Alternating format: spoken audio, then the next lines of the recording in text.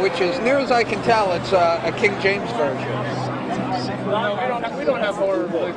Yeah, Mason Bible. Totally demonic.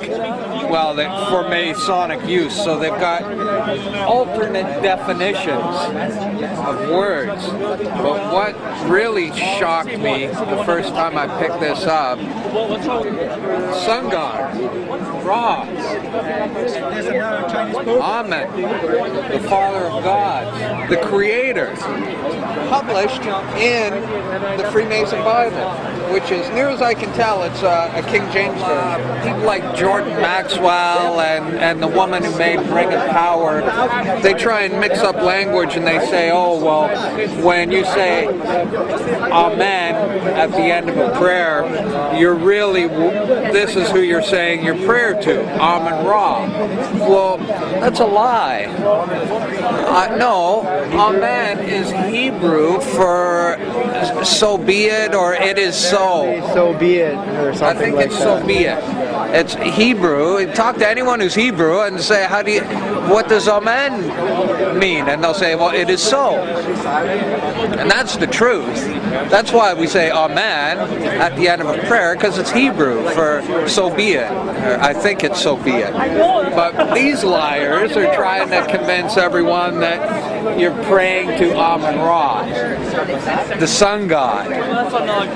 That's the mystery religions. They mix in all these lies and pagan sun worshipping, trying to corrupt and pervert everything. So the Christian halo comes from these. Yeah, I know, yeah. The halo never appeared. Never in the Bible says anything about anything like that. Until the 4th, yeah. And so we've got all this Babylonian crap mixed in here. And these are, there's an obelisk. Well, that was Osiris's penis. That's worship for fertility. Phallic worship, yeah. Yeah, and the Washington Monument, it's an Egyptian obelisk. There's one at the middle of St. Peter's Square in the Vatican. There's another one in the middle of the city of London. These Egyptian obelisks, what are they doing all over the planet? The Oval Office is actually a female genitalia, Yeah. and the steeple is actually penetrating it. If you look at it from a certain angle, it's a steeple penetrating the Oval Office, which is a female. You just need to watch Christian J. Pinto's are about the history and blah blah blah. But then you flip to the back and there's all this Egyptian Babylonian account of the building of the walls and temples of Babylon. I think it's interesting that Saddam Hussein actually believed that he was Nebuchadnezzar. Yeah. He thought he was a reincarnation of Nebuchadnezzar. There's even a statue in Iraq that says that. See how he's bigger than all the others? It's because he's the god, and they're the people who are worshiping the giant Nephilim god from back in the day. These are given to initiated when they're reborn. Okay. Now this belonged to Brother Edward Black. Was initiated November 10th, 36. He passed and then was raised. And when you're raised, you're reborn. That was 1936. This guy was initiated.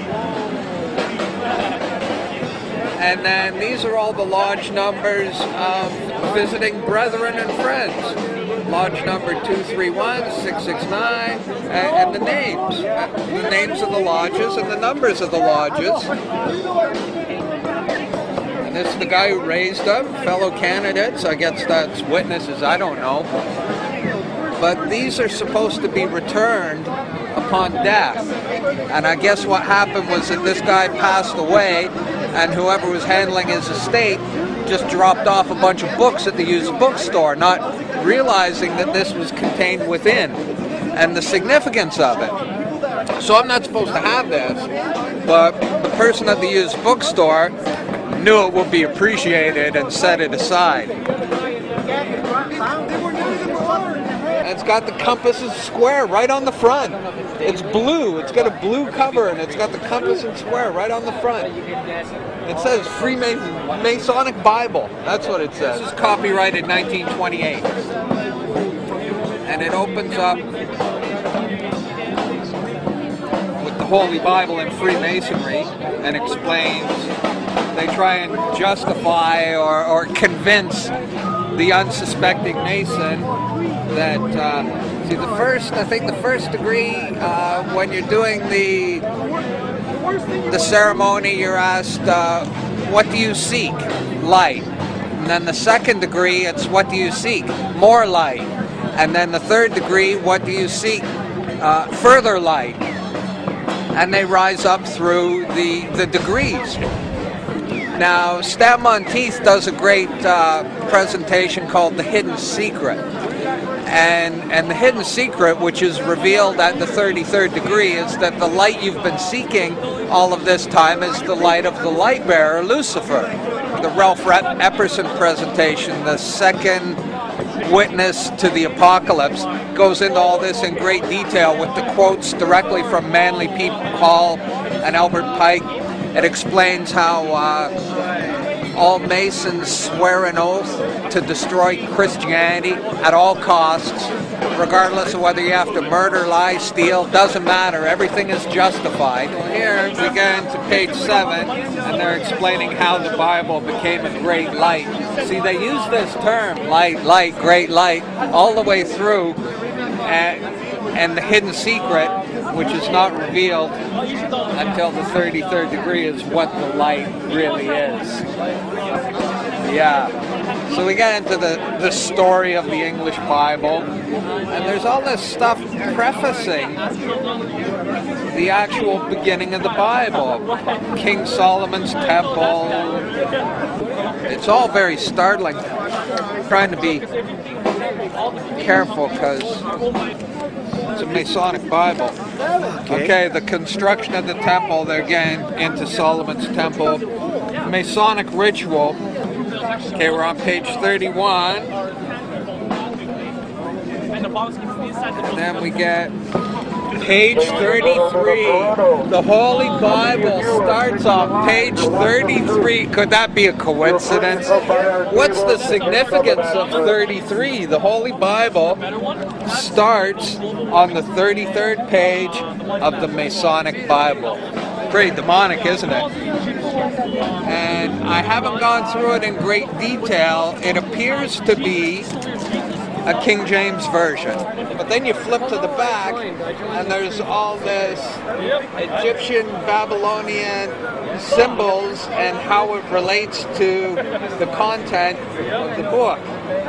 And seals, hieroglyphs that are taken off seals. And I'm looking at this and I'm going, this Babylonian shit has nothing to do with this book.